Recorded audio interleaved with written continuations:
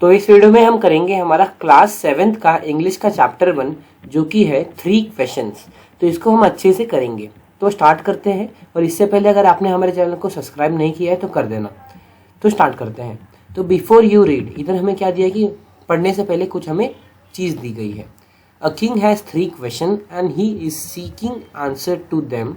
What are the questions? Does the king get what he want? तो देखो, एक जो राजा था, एक राजा के मन में एक दिन 3 क्वेश्चंस आए और उसने बोला कि इसका आंसर क्या हो सकता है। तो हमें यही पढ़ना है इस चैप्टर में कि कौन से वो क्वेश्चंस हैं, साथ ही साथ क्या वो जो किंग है उसे वो क्वेश्चन के आंसर मिले कि नहीं मिले। तो ये हमारा चैप्टर है। अब स्टार्ट करते हैं। स्टार्टिंग में हमें दिया है 3 क्वेश्चंस। तो स्टार्ट करते हैं। The thought came to a certain king that he would never fail if he knew 3 things.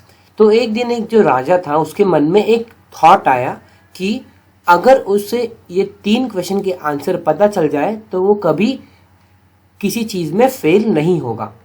तो उसके मन में ये चीज़ आई। अब कौन से क्वेश्चन थे? तो देखो, these 3 things were what is the right time to begin something.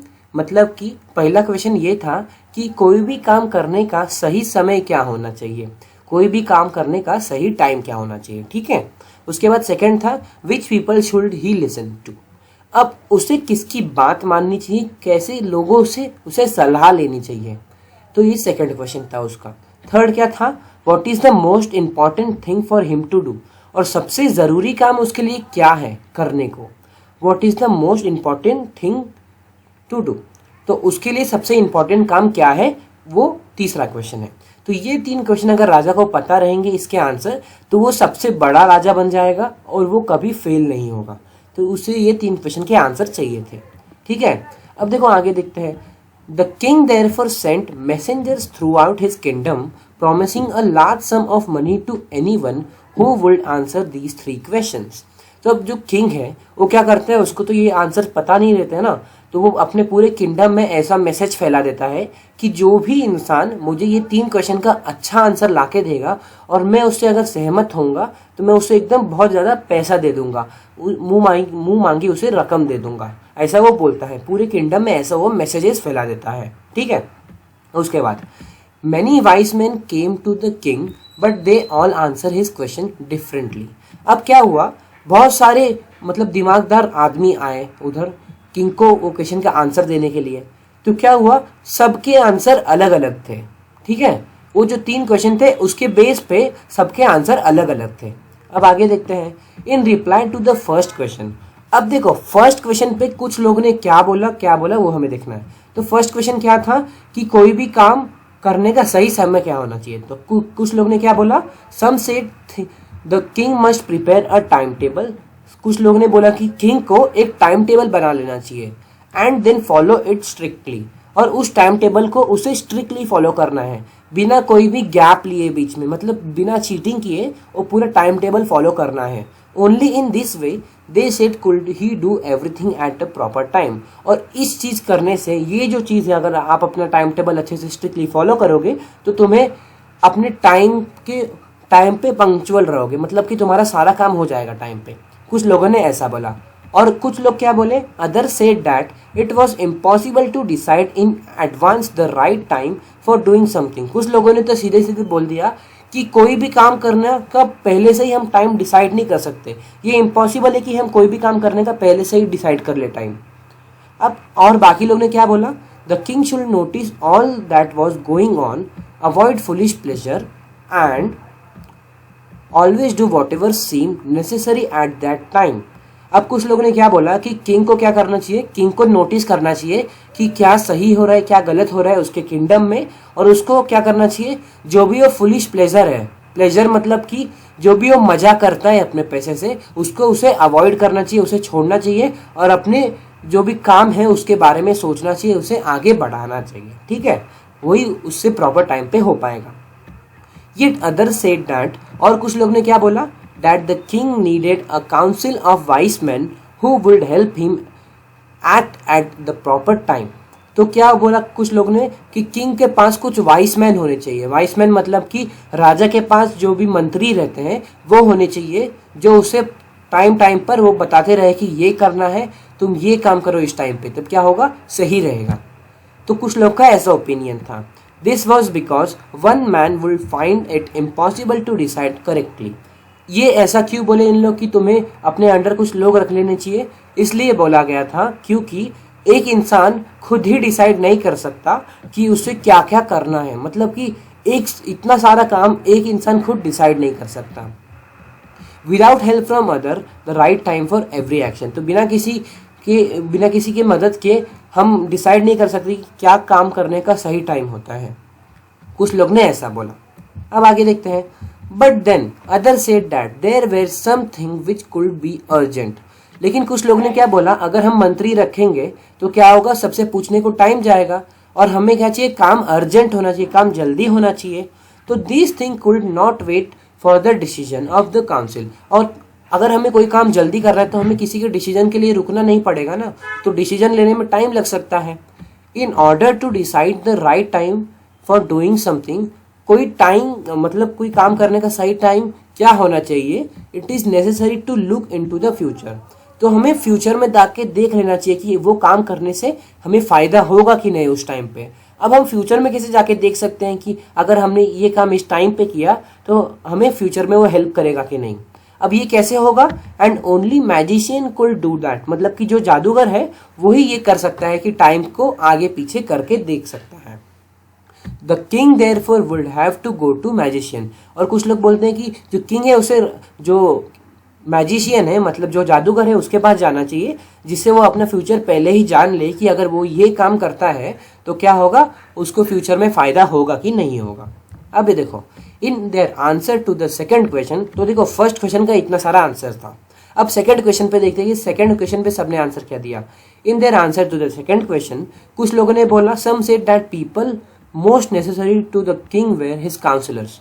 तो जो काउंसिलर्स है, अब पहले देखो सेकंड क्वेश्चन क्या था हमारा कि देखो उसे किससे सलाह लेनी चाहिए, किसकी बात सुननी चाहिए। तो लोगों ने क्या बोला, some said that people must, देखो मतलब कुछ लोग ने बोला कि जो उसके काउंसिलर्स है उनकी बात सुननी चाहिए। काउंसिलर्स मतलब कौन, जो भी राजा के मंत्री है उनकी बात सुननी चाहिए। वो क्या करते हैं, वो सही एडवाइस देते हैं। और कुछ लोग ने बोला कि प्रीस्ट की, मतलब कि जो साधु संत है उनकी बात। और कुछ लोगों ने क्या बोला, a few other choose the doctor. और कुछ लोगों ने बोला कि नहीं नहीं तुम डॉक्टर की सलाह लो, डॉक्टर एकदम अच्छी सलाह देते हैं। And yet other said that the soldiers were the most necessary. और कुछ लोग बोलते हैं कि जो तुम्हारे सोल्जर्स है, जो तुम्हारी आर्मी है, उनकी सलाह लेनी चाहिए, क्योंकि क्या करते हैं, वो तुम्हें सपोर्ट करते हैं कोई भी वॉर में। ऐसा कुछ लोगों ने बोला। अब सेकंड क्वेश्चन का इतना सादा, देखो सेकंड क्वेश्चन का इतना ही था पैराग्राफ।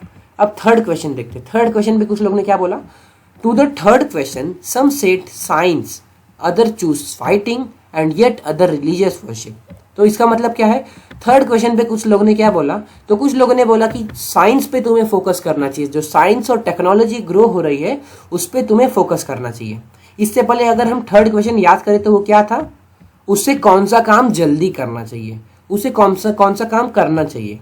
तो क्या था कि साइंस जो है, साइंस और टेक्नोलॉजी जो है उसका काम उसे पहले करना चाहिए। थर्ड क्वेश्चन का कुछ लोग ने ऐसा आंसर दिया। उसके बाद कुछ लोग ने बोला कि फाइटिंग है वो तुम्हें करना चाहिए। फाइटिंग मतलब कि देखो समझो राजा का किंगडम है, तो उसे अगर अपना किंगडम बड़ा करना है तो उसे फाइटिंग करके वो दूसरे का किंगडम भी जीतना पड़ेगा।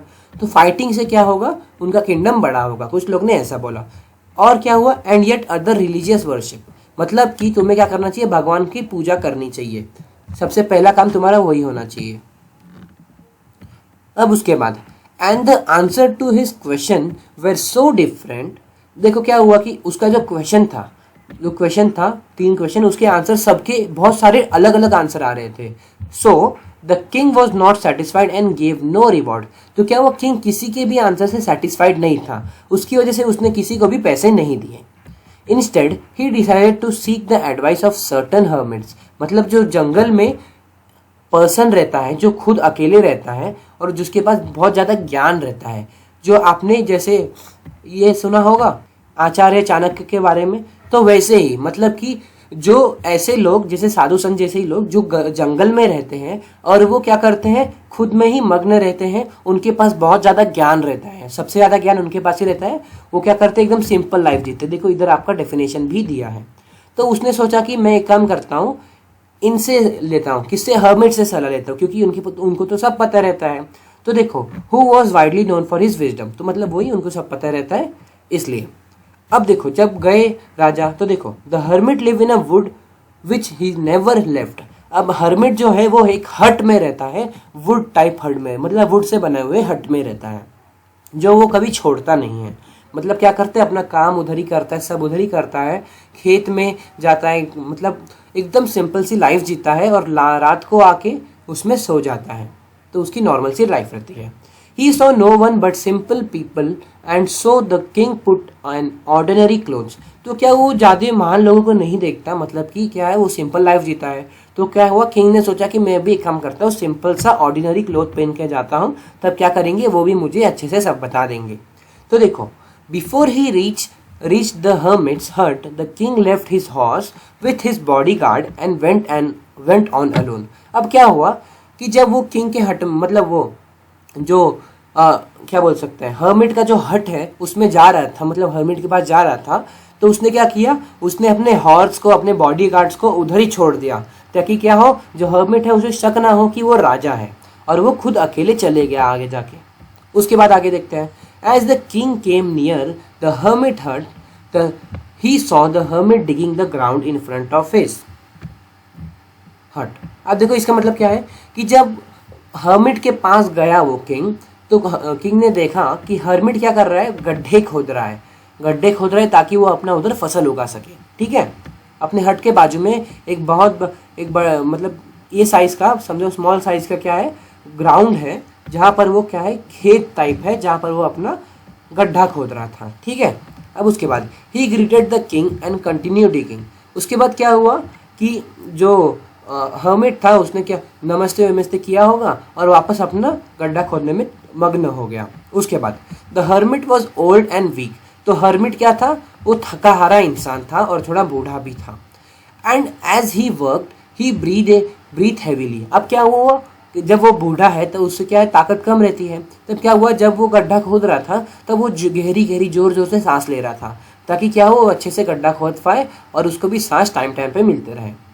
सो फिर देखो किंग ने क्या किया, the king went up to the hermit and said, I have come to you wise hermit to ask you to answer 3 question. तो किंग बोलता है कि मतलब किंग थोड़ा रिस्पेक्टफुली बोलता है उन्हें कि मैं आपसे 3 क्वेश्चन के आंसर पूछने आया हूँ। How can I learn to do the right thing at the right time. तो देखो मतलब वो बोलता है कि कौन सी चीज़ मुझे सही टाइम पे करनी चाहिए, कैसे करनी चाहिए, वही अपनी क्वेश्चन से रिपीट कर देता है। Who are the people I need the most, कौन से लोगों की बात हमें माननी चाहिए, कौन से लोगों के साथ मुझे रहना चाहिए, and what affairs are the most important, और कौन से काम मेरे लिए बहुत ज़्यादा इंपॉर्टेंट है। वही 3 क्वेश्चन वो वापस पूछता है। तो उसके बाद क्या है, वो जो हर्मिट है, हर्मिट क्या करता है, वो क्वेश्चन को सुनता है, किंग का जो क्वेश्चन है उसे सुनता है, लेकिन क्या है, वो बोलता नहीं है कुछ, बस सुन के इग्नोर जैसा कर देता है और वापस अपना गड्ढा खोदने लगता है। He went on digging.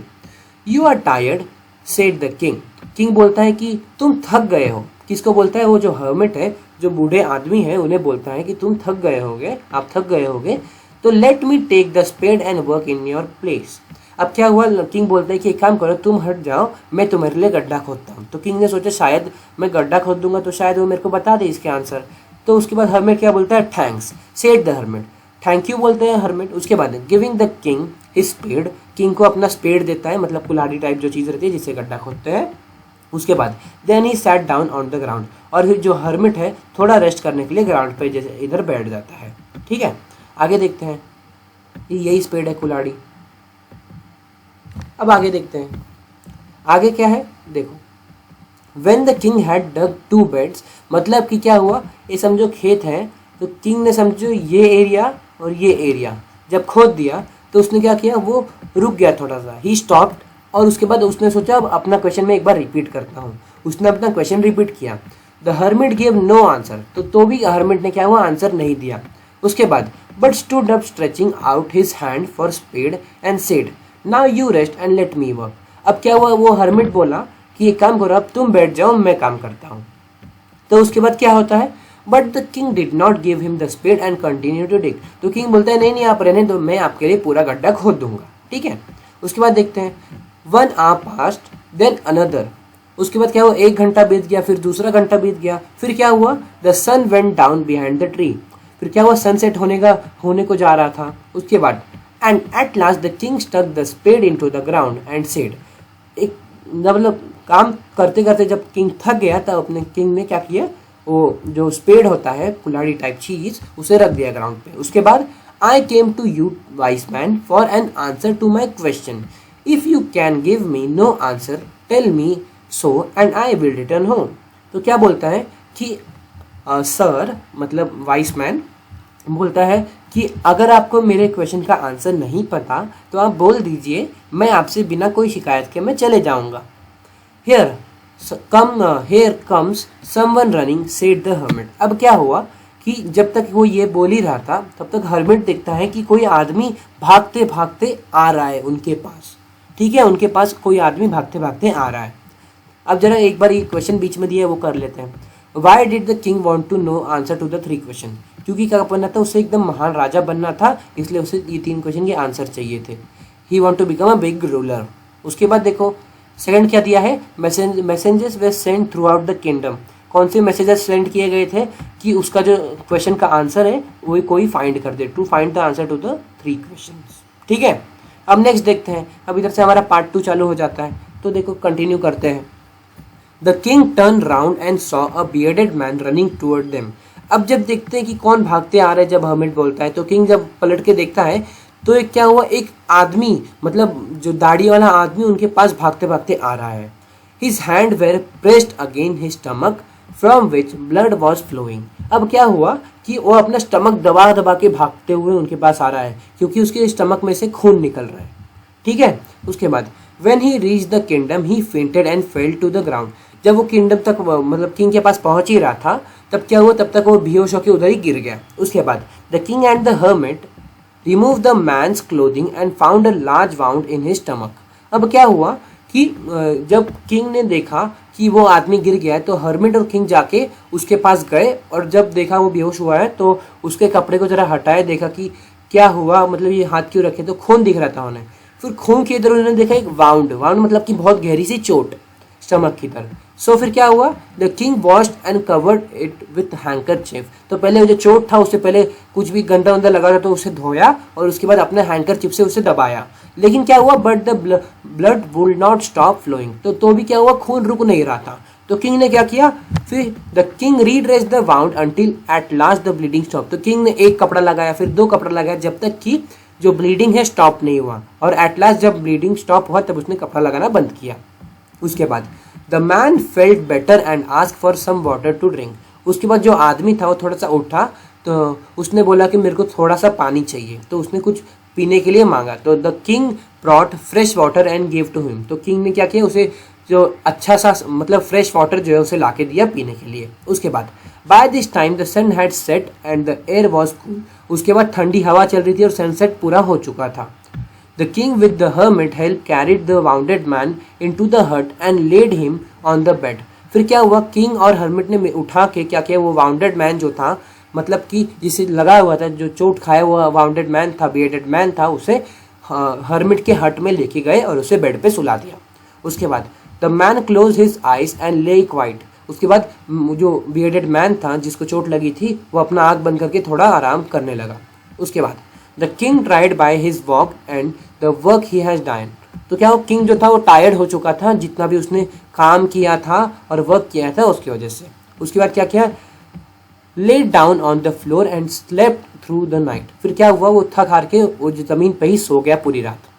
उसके बाद when he woke it was several minutes before the he could remember. फिर क्या हुआ, जब जो किंग है वो उठा तो उसने थोड़ा टाइम लिया, फिर उसे सब याद आया कि क्या था, वो तो इनके घर पे आया था, फिर उसे एक रात को आदमी मिला जिसकी उन्होंने मदद की थी। उसे धीरे धीरे सब याद आया कि वो किंगडम में नहीं है, अभी तो वो हर्मिट के घर पे है और वो क्या था, जमीन पे सो गया था। तो उसे ये सब याद आता है किंग को। उसके बाद आगे देखते हैं, देखो यही है वाउंडेड मैन और इधर उसको लगा था। उसके बाद आगे देखते हैं, ये क्लियर क्यों नहीं आ रहा, हाँ, वेयर ही वॉज और who the strange bearded man lying on the bed. अब उसके बाद उसको सब याद आता है, मतलब कि एक आदमी जो था उसको उन लोग ने क्या किया था, बेड पे लिटाया था क्योंकि उसको लगा था। तो ये सब उसे याद आता है। उसके बाद वो forgive me said the bearded man. तो देखो forgive me said the bearded man, इसका मतलब क्या है कि जो बियर्डेड मैन था जिसको चोट लगी थी, वो इंसान जो था वो क्या बोलता है कि फॉरगिव मी। किंग किसको बोलता है, किसको मतलब किंग को बोलता है। इन अ वीक मतलब कि एकदम थके हारे आवाज में बोलता है कि माफ करो, किंग को बोलता है बियर्डेड मैन कि मुझे माफ करो। When he saw the king was awake. ठीक है, उसके बाद I do not know you and have nothing to forgive you for said the king. फिर किंग बोलता है कि नहीं, तुम क्यों मुझसे माफी मांग रहे हो, तुम क्यों मुझे सॉरी बोल रहे हो, क्योंकि तुमने तो कुछ किया ही नहीं है मेरे लिए, और मतलब तुमने मेरा कुछ नुकसान भी नहीं किया है। किंग को बोलता है, किंग उसको बोलता है मैं तो तुम्हें जानता भी नहीं हूँ। You do not no me but I know you. वो बियर्डेड मैन बोलता है कि तुम मुझे नहीं जानते लेकिन मैं तुम्हें जानता हूँ अच्छे से। I am that enemy of yours who swore revenge on you because you put my brother to death and seize my property. अब इधर क्या बोला गया है कि मैं वो ही एनिमी हूँ तुम्हारा जिसके मैं और तुमसे रिवेंज लेने आया था, तुम्हें मारने आया था, क्योंकि तुमने मेरे जो भाई है उसे क्या किया था, मार डाला था और हमारी जो प्रॉपर्टी उसे ले ली थी।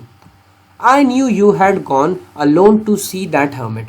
और मुझे पता चला कि तुम क्या करने वाले, तुम अकेले जाने वाले हो उस हर्मिट से मिलने के लिए, हर्मिट से अपने 3 क्वेश्चन के आंसर पाने के लिए।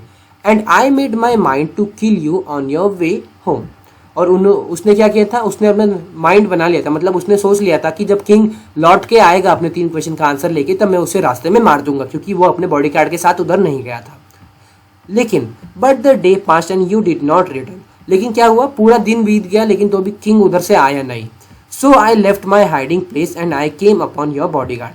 तो फिर क्या हुआ, मैं अपना हाइडिंग प्लेस छोड़ दिया, मतलब जहाँ मैं छुपा था तुम्हें मारने के लिए, क्योंकि तुम आए नहीं। तो फिर मैं चलने लगा अपने घर की तरफ, तो मुझे तुम्हारे बॉडीगार्ड मिले रास्ते में, who recognize me and wounded me, जिन्होंने मुझे देख लिया और मेरे को मार पीट के एकदम चोट सा घायल कर दिया। उसके बाद I escape from him but I should have died if you had not dressed my wound. और मैं उधर से तो छूट गया, उधर से मैं बच गया और आया था मैं जंगल की तरफ, और मैं मर गया होता अगर तुमने क्या किया होता, जो जहाँ मेरे को चोट लगा था वहाँ मुझे ड्रेस नहीं किया होता, मुझे पानी वानी नहीं पिलाया होता। I wish to kill you and you have saved my life. और मैं तुम्हें सॉरी इसीलिए बोल रहा हूँ क्योंकि मैं तुम्हें क्या करने, मारने आया था और तुमने ही मेरी जान बचा ली थी। ठीक है, उसके बाद now if I live I will serve you as your most faithful servant and will order my son to do the same. Forgive me. अब इधर क्या बोला है कि अब मैं जिंदा हूं तो तुम्हारी वजह से ही जिंदा हूं, और अब मैं तुमको ही सर्व करूंगा, मतलब कि अब मैं तुम्हारे लिए सर्वेंट जैसा काम करूंगा, नौकर जैसा काम करूंगा। मेरे जो बच्चे होंगे वो भी तुम्हारे लिए ऐसे ही काम करेंगे, तुम्हारे लिए फेथफुल रहेंगे, सब तुम्हारे अंडर रहेगा, हम तुमको कभी धोखा नहीं देंगे और तुम्हारे जो भी काम रहेगा वो हम करेंगे, सब है वो वैसा बोलता है। उसके बाद the king was very happy to have made peace with his enemy so easily. और किंग बहुत ज़्यादा खुश हो गया था कि क्या हुआ, इतने जल्दी इतने आराम से उसने अपने जो एनिमी था उसे दोस्त बना लिया, and to have won him over as a friend, और अपना दोस्त बना लिया। उसके बाद he not only forgive him but said he would send his servant and his own doctor to look after him. तो किंग ने बोला कि मैं तुम्हें माफ तो कर दिया लेकिन साथ ही साथ मैं तुम्हें और भी चीज़ करता हूँ कि मैं क्या करूँगा, मैं तुम्हें अपने सर्वेंट दे दूंगा, ताकि क्या हो, तुम जब तक ठीक ना हो तब तक वो तुम्हारा टेक केयर करे, मतलब तुम्हें संभाल के रखें अच्छे से। और मैं अपने डॉक्टर को भी तुम्हारे पास भेजूंगा ताकि तुम्हारा अच्छे से जो वाउंडेड हो गया है काम उसे सही कर दे और तुम्हारी अच्छे से देखभाल करे जब तक तुम ठीक ना हो। और साथ ही साथ उसने प्रॉमिस भी कर दिया था कि जितनी भी प्रॉपर्टी उससे ली गई है वो उसे दे देगा वापस। तो किंग ने क्या किया, अपना जितना भी उस किंग ने क्या किया, बहुत सारी चीज़ उसे दे दी। उसके बाद आगे देखते हैं, leaving the wounded man the king went out of the hut and look round for the hermit. फिर क्या हुआ कि किंग ने क्या किया, वाउंडेड मैन को उधर छोड़ा आराम करने के लिए और बाहर गया, हट से बाहर गया, किससे, अपने 3 क्वेश्चन का आंसर जानने के लिए। किससे जानने के लिए, हर्मिट से जानने के लिए। Before going away he wished once more to get answer to his question. तो उसने सोचा कि एक बार और ट्राई कर लेता हूँ, शायद आंसर बोल दे। The hermit was on his knee sowing seeds in the bed that had been dug the day before. जो गड्ढा कल उन लोग ने खोदा था, अब क्या कर रहा था, जो हर्मिट था वो उसमें सीड डाल रहा था नी बेंड होके। उसके बाद the king went up to the hermit and said, for the last time I beg you to answer my question wise man. तो एकदम रिस्पेक्ट से क्या करता है किंग, वो हर्मिट को बोलता है कि मैं आखिरी बार आपसे प्लीज पूछ सकता हूँ, भीख मांगता है कि क्या आप मुझे उस 3 क्वेश्चन का आंसर बता सकते हैं। तो फिर अब हर्मिट कुछ बोलता है, क्या देखते हैं। You have already been answered, said the hermit still bending down to the ground and looking up to the king. अब क्या हुआ कि वो जो हर्मिट था उसने एट लास्ट बोला कि तुमको तो मैंने पहले ही आंसर, तुमको तो अपना आंसर पहले ही मिल चुका है। क्यों मिला, कैसे मिला वो अभी हमें पता नहीं, कैसे देखते हैं। सेड द हर्मिट, वही मतलब बेंड होके जो ग्राउंड पे किंग की तरफ देखिए हर्मिट बोलता है कि तुम्हें अपना आंसर पहले ही मिल चुका है। How have I been answered, what do you mean, मतलब कि किंग बोलता है कि मेरे को कैसे आंसर मिला, आपने तो कुछ बोला ही नहीं, तुम क्या बोल रहे हो ये, ऐसा किंग बोलता है। Do you not see, replied the hermit, तो तुमने नहीं देखा, ऐसा हर्मिट बोलता है। क्या नहीं देखा, If you had not pitied my weakness yesterday and had not done these beds for me, you would have gone away. तो वो क्या बोलता है कि अगर तुमने मेरे को कल थका हारा नहीं देखा होता और मेरे लिए गड्ढे नहीं खोदे होते तो तुम क्या होते, तुम जैसे आए थे उसी रास्ते से वापस चले जाते। फिर क्या होता, then that man would have attacked you and you would have wished you had stayed with me. अब क्या हुआ, क्या करता, अगर तुम वापस चले जाते तो वो जो वाउंडेड मैन था वो क्या करता, तुम्हारे ऊपर अटैक कर देता और तुम्हें शायद मार देता। और क्या हुआ, लेकिन तुम मेरे साथ रहे तो तुम क्या हुआ, बच गए। So the most important time was when you were digging the bed, तो तुम्हारे लिए सबसे इंपॉर्टेंट टाइम ये था कि तुम जब गड्ढे खोद रहे थे मेरे लिए। And I was the most important man, और उस टाइम पे मैं तुम्हारे लिए सबसे इंपॉर्टेंट मैन था, उस सबसे जरूरी मैन तुम्हारे लिए मैं था।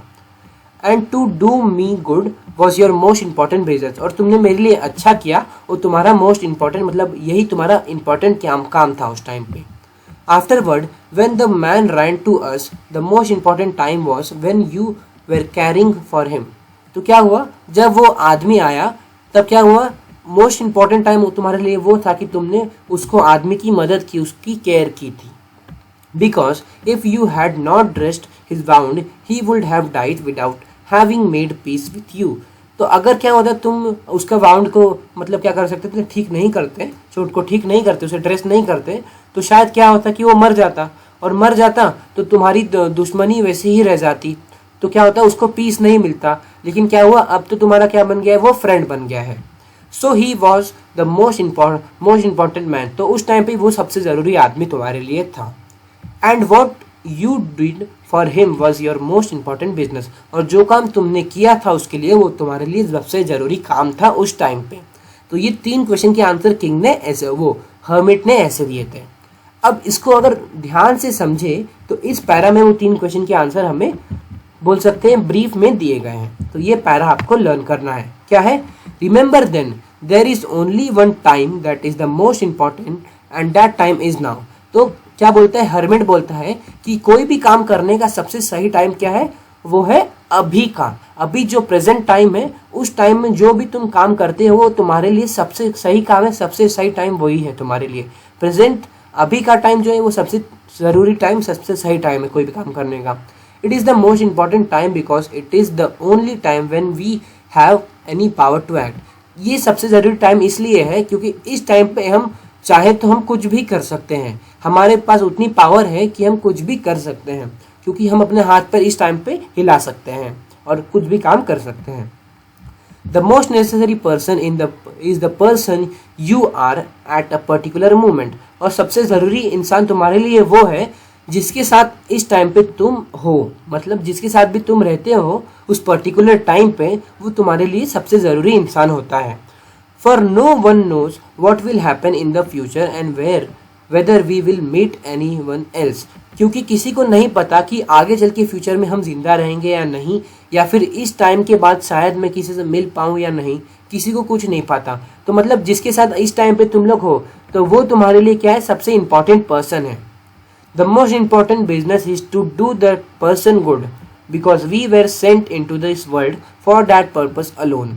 मतलब क्या किया गया है, इधर बोला गया है कि सबसे ज़रूरी काम तुम्हारे लिए वो है कि तुम रिस्पेक्ट करो सामने वाले की, जिसके साथ तुम बैठे हो या जिसके साथ तुम हो उस प्रेजेंट टाइम में, उस पर्टिकुलर टाइम में, क्योंकि हमें धरती पे इसी काम के लिए भेजा गया है। तो ये 3 क्वेश्चन के आंसर इधर दिए गए हैं। तो यही अगर 3 क्वेश्चन के आंसर अगर आपसे पूछे तो ये पैरा में ही पूरे 3 क्वेश्चन के आंसर है। और क्या है? Leo Tolstoy. तो ये है हमारे ऑथर। तो देखो, इसी के साथ हम लोगों ने ये चैप्टर खत्म कर दिया। वीडियो अच्छी लगी हो तो वीडियो को लाइक कर दीजिएगा, चैनल को सब्सक्राइब कर दीजिएगा, और अगर नेक्स्ट चैप्टर का चाहिए तो कमेंट में डाल दीजिएगा।